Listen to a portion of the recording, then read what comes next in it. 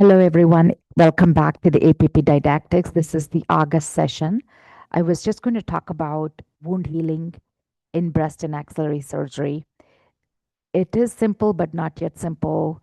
We do come across a lot of complications, and I just wanted to make sure that we understand the wound healing process in the breast and axillary surgery so we can better handle the complications. So I'll start with very basics. I said translating anatomical understanding into optimized wound healing and complication mitigation. I started there because we have to understand the anatomy.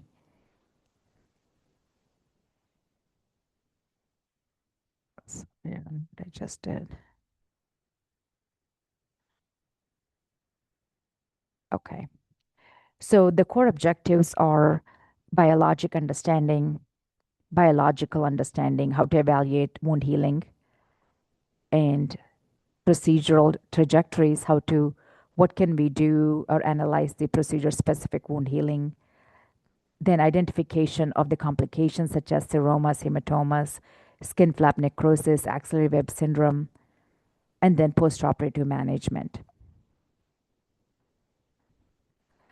All right, biological fundamentals of repair of wound healing. It's very interesting. Adipose tissue, high fat to vascularity ratio increases susceptibility to ischemic injuries. So a person with high fat can have fat necrosis, and the bovicardy to this area can cause tissue liquefaction, and they can have almost have what looks like pus, but it's actually just fat necrosis. The impact of surgical dissection, so the electrocardial thermal injury, it can delay the collagen synthesis and increase fluid exudation. And this is extremely important in bigger cases like mastectomy, specifically Goldilocks mastectomy. So going back to the basics, there's 4 stages of wound repair. There's hemostasis that happens between days 0 to 4, where there is vasoconstriction, platelet activation, the fibrin clot formation, and release of TGF beta 1, beta 3, and then that's when hematoma formation happens. After day 4, during the same time, inflammation is also happening, where there is infiltration of the neutrophils, macrophages, and mast cells, and it's basically causing the inflammatory cascade. After day 4 is proliferation, and this continues on for a couple of weeks, for about 3 weeks. And basically, this is where the type 3 collagen synthesis happens, the fibroblasts come into play, there is angiogenesis, the myofibroblasts cause contraction. That's up to 3 weeks. Really, so when we talk about doing the massaging of the wounds, it's really we talk about around 3 weeks or so, because the myofibroblasts, the collagen synthesis, that's when your wound is, forming. And to prevent hypertrophic scarring, usually you want to do it around week 3. Then the remodeling takes forever. I mean, I know here it says 1 year, it could go up to 2 years. So 3 weeks to 1 year, the wound is changing. So initially there is type 3 collagen, but then that gets replaced by type 1 collagen.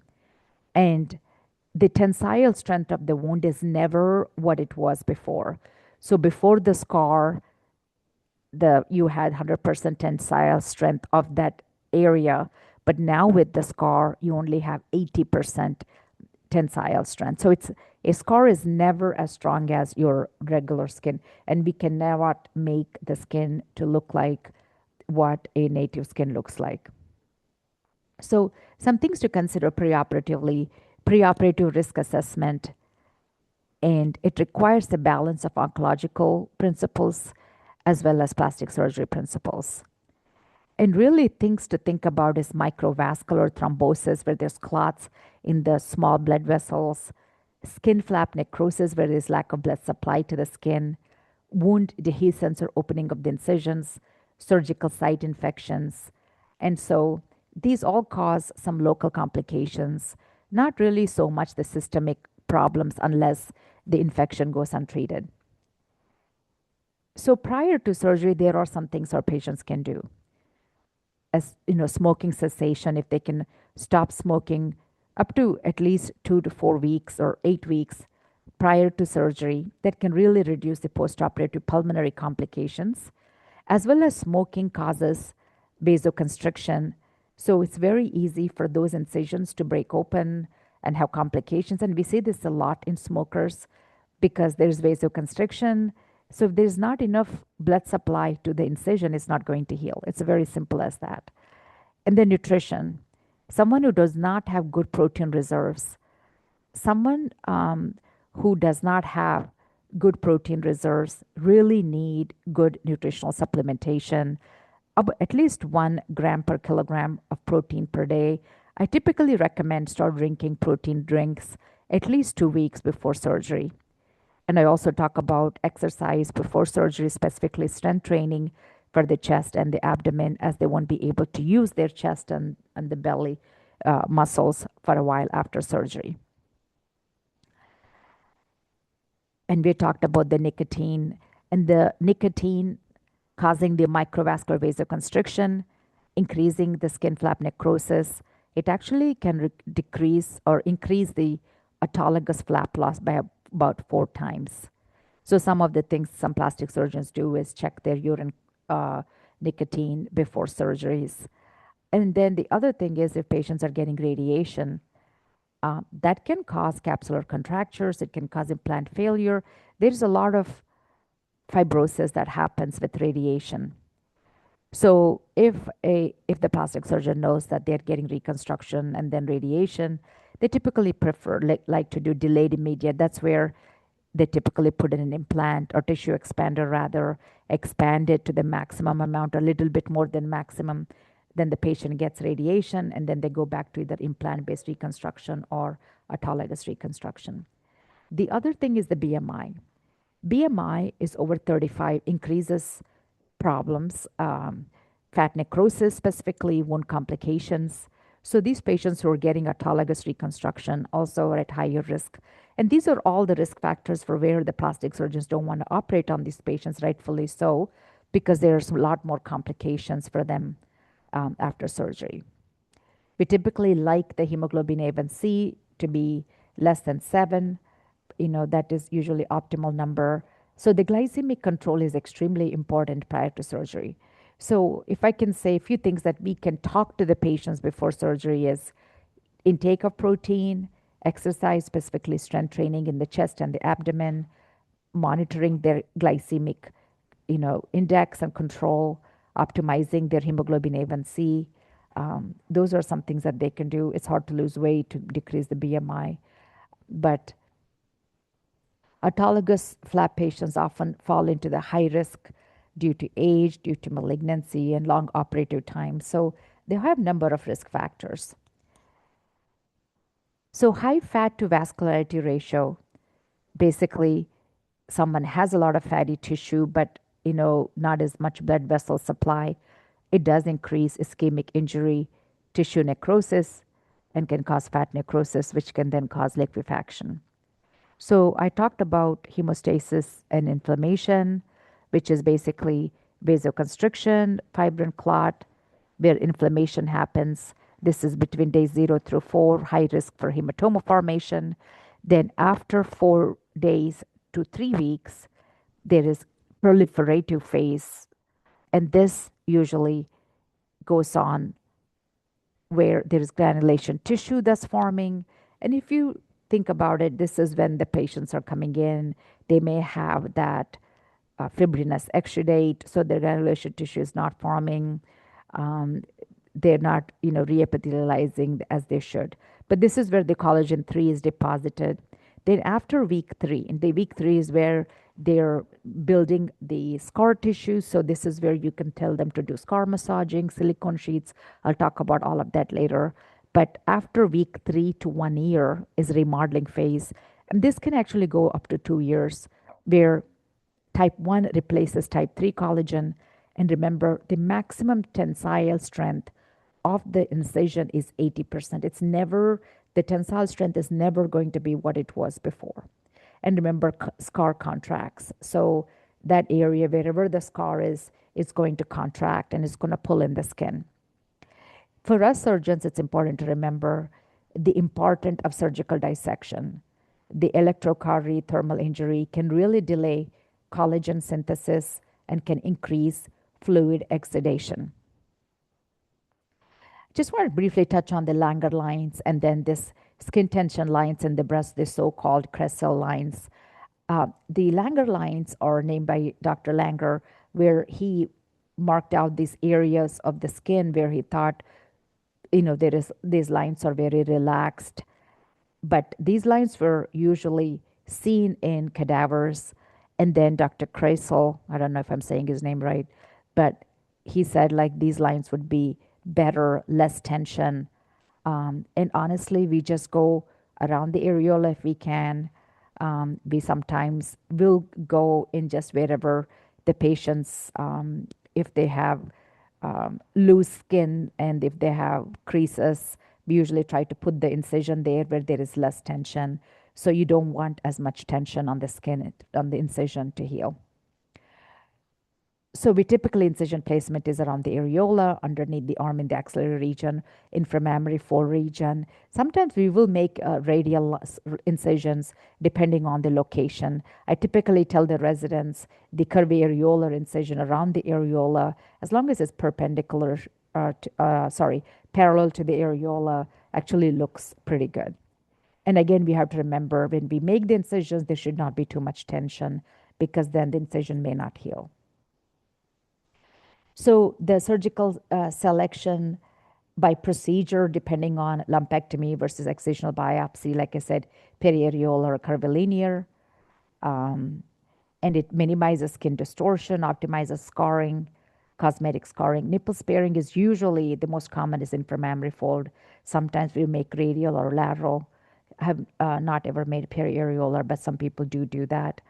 And this preserves skin envelope perfusion while maintaining or offering maximal oncologic access. Then the skin sparing is where we are removing the nipple and the breast tissue, and we usually make this incision around the nipple areolar complex. I usually say breast is like a pillow in a pillowcase. We remove the pillow, and the pillowcase is left intact for the plastic surgeons. And then the sentinel lymph node and axillary lymph node dissection, usually the lower hair-bearing region of the axillary crease is where we use it. And it really, the scar nicely hides and underneath that armpit. Again, these are all the incisions. This is the simple mastectomy or skin-sparing mastectomy incision. A simple mastectomy is where we're removing the breast tissue, do a sentinel node, and they usually have a flat aesthetic closure or Goldilocks, or there's a modified radical where we remove the breast tissue and the level 1, level 2 lymph nodes. Skin sparing is where we just remove the nipple and the breast tissue, and the envelope is preserved for plastic surgeons to do reconstruction. The nipple sparing is where we preserve the nipple, making incisions at the inframammary fold region. So starting with excisional biopsy, this is usually performed, say, like a fibroadenoma or a phyllodes tumor or a fibroepithelial lesion or PASH. We try to hide the incisions as much as possible, but sometimes it's hard to hide. And if this too close to the skin, we make incision right over it. The important thing about this, depending on how much tissue we are removing, I thought I had a picture here, but maybe I don't, is you want to reapproximate the parenchymal tissue to the skin. You want to prevent the dead space. That's where the hematomas, seromas can form. And you want to align the incision with that relaxed skin tension lines. And usually the skin closure starts to happen within 48 to 72 hours, and the deep tissue doesn't close till 4 to 6 weeks. So even though on the outside they may look closed in a couple of days, it really takes 4 to 6 weeks. A lumpectomy, the difference between excision and a lumpectomy is where you remove the cancer, but you get negative, you need a margin. With an excision, you don't need a margin. You're just removing the mass. So this requires sometimes mobilization deeper in the breast tissue. But when we do that, we want to prevent the contour defects. So sometimes we have to undermine the deeper tissue to get the deeper tissue together. And that can sometimes, the extensive undermining can increase the drainage. And they also will get radiation, and that can cause microvascular injury, endarteritis, and delayed fibroblast proliferation, and tissue fibrosis. And sometimes, the tissue becomes more rubbery and is less compliant. And the recovery takes about 4 weeks. So this is the picture I was thinking about where you remove the cancer or the mass. You want to close up these deeper tissues, otherwise there's hematoma or seroma that can form.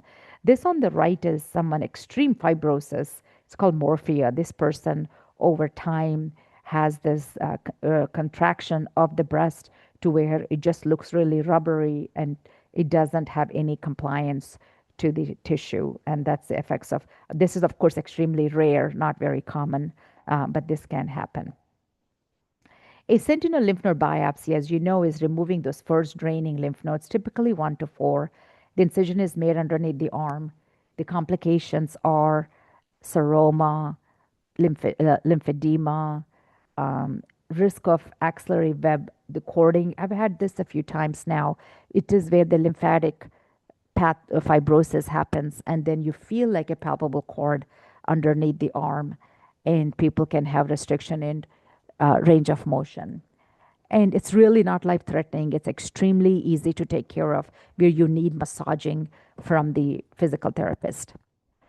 And yeah, mainly the answer is physical therapy, and they can break the cord. And this is a picture image of what a cording looks like. If patients come to you with this, it's nothing to be concerned about. It's not going to result in lymphedema. It's totally separate thing. It is very easy to treat. All right, let's talk about a mastectomy, specifically Goldilocks, because these are the cases I do a lot, and I believe you get called or patients come back to see. Of all the mastectomies I've done, this definitely is one of the most toughest mastectomy in terms of healing postoperatively. And I see them back a couple of times a week, up for weeks on end, to 4 weeks, to 5 weeks, to 6 weeks, depends on where they are. But essentially, this is a type of mastectomy. It is better for those women who have large ptotic breasts, drooping breasts, where the inferior pole is deepithelialized and it folded like a burrito to create a breast mound. We usually use a Weiss pattern incision. I think I have a picture I'll show you. This is really heavily relies on subdermal plexus perfusion. And the risks are you could have flap ischemia, T-junction necrosis due to high wound tension, fat necrosis as the deepithelialized flaps present as palpable mass or breakdown. This is something I see a lot in follow-ups of these Goldilocks mastectomies. I've started doing this in 2022, 4 years later. I see most of these patients back myself because I want to know how they're healing and how they look like years down the road. This does take the longest of healing of all the mastectomies I've seen, up to 8 weeks, and they usually require 2 drains because you want to evacuate that space. So this is a great example of someone who is ptotic large breast. She doesn't really have as much ptosis as we would like. These are the patients with BMI of 35. They're smokers, diabetics. They're not typically candidates for typical reconstruction. So, we perform this procedure, which has been a really good addition to our patient population. So we make this Weiss pattern incision. It actually does not, here is a better picture. It looks like this. The inferior skin, we remove the inferior skin. So we take the dermis and we fold that up and we create like a breast mound. So it looks like a reverse T, and it looks like they've just had breast reduction. Obviously, we perform the mastectomy just like we perform it on a regular mastectomy, removing 90 to 90% of the breast tissue. So the risk of recurrence should be the same as any other mastectomy. It actually gives us more exposure compared to a nipple-sparing mastectomy. So I think it's really great to have this option for those women who are not candidates for traditional reconstruction, whether with implant-based reconstruction, autologous, which is a long surgery. These patients typically are overweight, diabetic, or sometimes they don't want a regular reconstruction with tissue expanders or flaps. But then that doesn't, they still are able to get that procedure down the road if they're not happy with the volume of the breast mound that they get. So it is what we call a bridge procedure for them. If someone is totally happy with this, they can just wear a bra and they don't really even need a prosthesis if they have a good mound. but sometimes they may need a little prosthesis if the mound is really small. So this has been a great addition to our practice. Axillary lymph node dissection, this is where we remove level 1 and level 2 lymph nodes underneath the arm, and I wish I had a picture of this, which it creates a pretty large anatomical dead space underneath the pectoralis major and latissimus dorsi. There could be a seroma, lymphedema, risk of lymphedema, and then infection. And the risk of lymphedema is up to 30%, especially if they get radiation. And most of the time, these guys get radiation. Recovery truly takes a long time, and sometimes they do need drains that need to stay in for a long time. Picture of a seroma here. Picture of very subtle lymphedema. This lady is, as you can see, is a little puffy hand compared to this side here. And on this picture, also lymphedema. See, you see the puffiness. This lady has a nice definition. You can see the elbow here. On here, you really cannot see that elbow projection. So, yeah. So let's talking about wound matrix. So surgical procedure, excisional biopsy, cavity, dead space is minimal. We can usually, what are some risks with this? There could be hematoma, seroma. Very rarely you require a drain for this. Typical recovery is 1 to 2 weeks. Lumpectomy, similar to excision, a little bit bigger. Risk of seroma, radiation fibrosis, does not really need drain unless they had oncoplastic reduction or something like that. About recovery is about 4 weeks. A sentinel lymph node, minimal dead space, but they could have this axillary web syndrome. Typically no drain for that. And they will have numbness on the inside of the arm because the intercostal brachiocutaneous nerve is severe. Sometimes it can get severe with that. It's just sometimes the lymph nodes are adhered to that. Then there's a Goldilocks mastectomy. This, I would say, is the largest cavity dead space that you have. And then the risk factors are the T-junction, necrosis, the fat necrosis, which can have liquefaction. So it looks like pus, but it's actually fat necrosis that just comes out looking like pus, but it's not really pus. They do require two drains. Recovery is up to 8 weeks. And lymph node dissection also has large space, risks are seromas, lymphedema, and then we will put in a drain there, and recovery is longer too. So the mastectomy complications involve significant exudate, seroma, wound breakdown, and we really need to understand the underlying tissue physiology. Mastectomy creates a large subcutaneous skin flaps over the chest wall with disrupted lymphatic channels, and fluid management should be primary clinical focus. So let's talk about this fibrinous exudate management in mastectomy wounds. I see this a lot where patients call our office and say, I have pus on my chest. Typically within the first week or so, it's impossible to develop pus. It takes a couple of weeks to infection to set in and develop that purulence. But fibrinogen, it leaks from the microvessels during the inflammation proliferative phase, forming a thick yellowish to whitish slough layer in open or dehisced defects. And basically, the problem with that is we need to clean that up. Why? Because it can halt granulation. It can act as a niche for bacterial biofilms, and it can occlude our drains and our tubing. And so some ways to debride that area of the fibrinous exudate is you could do it sharply with like a scissors or with a scalpel. You could do it enzymatically using topical collagenase ointment.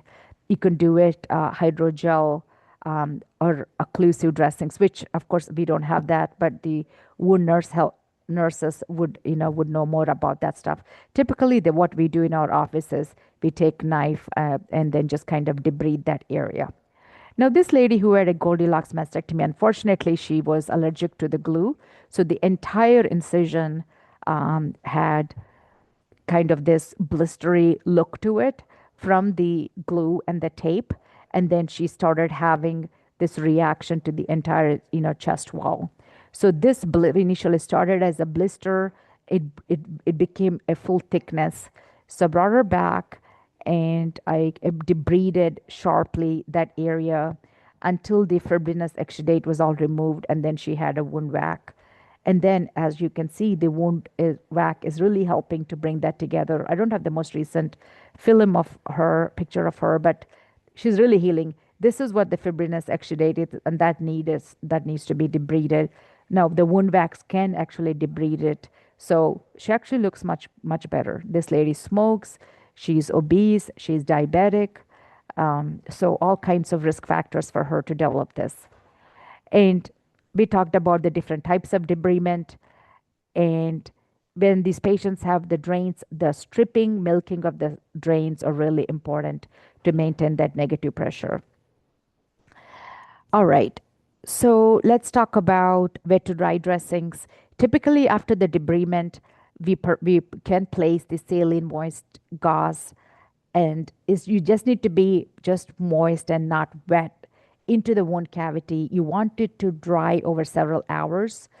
And when you remove this gauze, the dry gauze adheres to the underlying tissue, strips away the superficial tissue layer, providing mechanical debridement. And this is the oldest way of doing things, but also it works the best way of doing things too, in terms of we know for sure it works and you get a look at the wounds every day.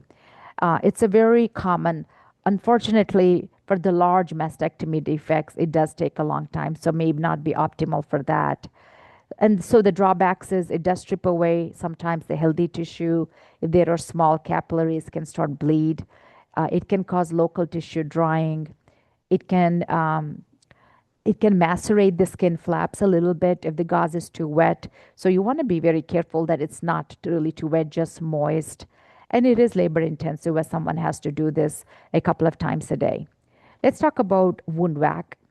This is the negative pressure wound therapy where a gauze is placed within the wound. It's sealed with an occlusive drape connected to the vacuum pump, delivering continuous and intermittent sub-atmospheric pressure, 75 to 125 millimeters of mercury. The role of this is actually a gold standard for deep wounds, especially a large area of mastectomy like we saw earlier. The wet to dry would take a long time for that to close. And so a wound vac works really well. The advantage is it continuously evacuates high volume into this wound, and it drains any of the excess fluid. It optimizes the wound bed, and it doesn't have the fluid in there, so the fluid is sucked out, so the wound edges are actually coming close together. It allows it to come close together, reducing the physical dead space over the chest wall. It can also cause cellular stretch, which can then stimulate local growth factors, promoting rapid granulation tissue. And it's a closed system, so it reduces exposure to pathogens. Also, it doesn't need to be changed a couple of times a day like regular wet to dry. It can stay on for 48 hours to 72 hours, reducing pain and tissue disruption. So a chart between these two, I think, is pretty self-explanatory as when you should do wound vac, when there's deep wounds, when there's minor shallow wounds would be wet to dry. And wet to dry takes a couple of days, a couple of times a day to change out, and the wound vacs are usually a couple of every other day, every 2 days or so. So just have a little chart to know when you should use what. We've had some challenges of getting wound vacs for some of our patients. So, and again, I never had to use a wound vac until I started doing the Goldilocks, which I've only done it a couple of times now where I had to use a wound vac, but the whole process has not been easy for us here. And seroma, if someone comes in with a seroma, one of the things we need to be careful is not keep repeatedly aspirating it, especially if they're a bleed or something like that. I've taken a patient to surgery who had a hematoma result of a repeated aspiration, and I had to, kind of take out that cavity around the hematoma and almost perform another mastectomy, sort of, because that hematoma kind of became encapsulated. So to open up the mastectomy incision to do that. There's different ways to fix the seroma cavity. There is talc powder, there's sclerotherapy, there's physical debridement, there's a number of things. But anyway, they just sometimes may need to go back to get a drain placement. Flap necrosis management, they really should not be wearing tight bras. We can usually perform a sharp debridement once the tissue demarcates. But until the tissue demarcates, sometimes you don't know how much necrosis there is. So what are some of the post-op wound care protocols? We want to tell them to strip their drains a couple of times a day to prevent clot occlusion, record it, every 12 hours, and we will remove the drains when it's less than 30 ml in 24 hours over 2 consecutive days. The dressings on the site need to be clean for 24 to 48 hours. And then at 3 weeks, remember we talked about the phases of wound healing. At the week 3 is okay to start using like silicone sheets, or they can take any type of scar tissue, ointment like Aquaphor probably is the best, which is cheaper, and they can just kind of circularly massage the scar a couple of times a day. And you want to massage it at least a couple of times a day to it reduces hypertrophic scarring. But the complete epithelialization is completed at week 3. And then I typically usually put an A strap after a mastectomy. What it does is it reduces the shear stress, it eliminates the dead space, it limits the seroma propagation, especially after mastectomy, specifically Goldilocks or aesthetics flat closure. And we don't want them to keep moving their arm and do too much of the physical activity until the drains are removed, because you want those flaps to adhere down to the chest wall. So summary, adipose dense breast tissue is prone to fat necrosis and seroma, requiring meticulous dead space management and atraumatic surgical techniques. Minor biopsies and sentinel node require minimal wound intervention, whereas Goldilocks and axillary lymph node dissection need drain management. Prompt identification of flap ischemia at T-junctions or expanding hematomas prevents catastrophic wound breakdown and delays in systemic adjuvant therapies. We want to encourage our patients to keep their sugars under control, talk to their PCPs if they're not, their renal function, if their creatinine is more than 2. Sometimes they need to hold the NSAIDs, ACEs, and ARBs, and they want to make sure they are hydrating. Anemia can play a role in wound healing as well. And in terms of telling them do not pick or peel or scratch the surgical groove or steri strips, at least for 2 weeks, keep that area clean and dry, light showering. Internal sutures are dissolvable, do not require removal. We put those nylons on the outside. Those I do recommend removing the nylon sutures and the tape. The tape can be pretty harsh on some people's skin, as you saw in those pictures. That patient, she developed some sort of an allergic reaction to the tape where she developed blisters underneath the tape. And so that's important. If someone is developing that, we can remove it much earlier and put steri strips. I really do not recommend any type of ointments or creams or anything into open or unhealed incisions. When I say Aquaphor, that's not until 3 weeks. That's when the wound is optimized for that type of like massaging. The wound needs to be closed at least 3 weeks. We need to recommend they prioritize high quality protein to rebuild the damaged tissue and produce collagen, optimal hydration, at least 10 glasses of water daily to support cell transport and skin elasticity and waste elimination. And some of the vitamins, minerals, vitamin C, zinc, those all help with wound healing. And of course, strict tobacco and alcohol abstinence. As we know, nicotine constricts blood vessels, drastically impairs wound healing. And we want to recommend them avoiding it at least 4 to 6 weeks. And your scar care only starts after the incisions are completely closed.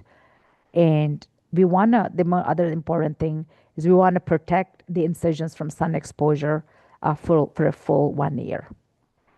That's really all I have for you guys. I hope you found some good pearls as you're taking care of our patients. And as always, to our APP and our nurses of our office, thank you so much for taking such good care of our patients. Until later, see you guys. Bye-bye.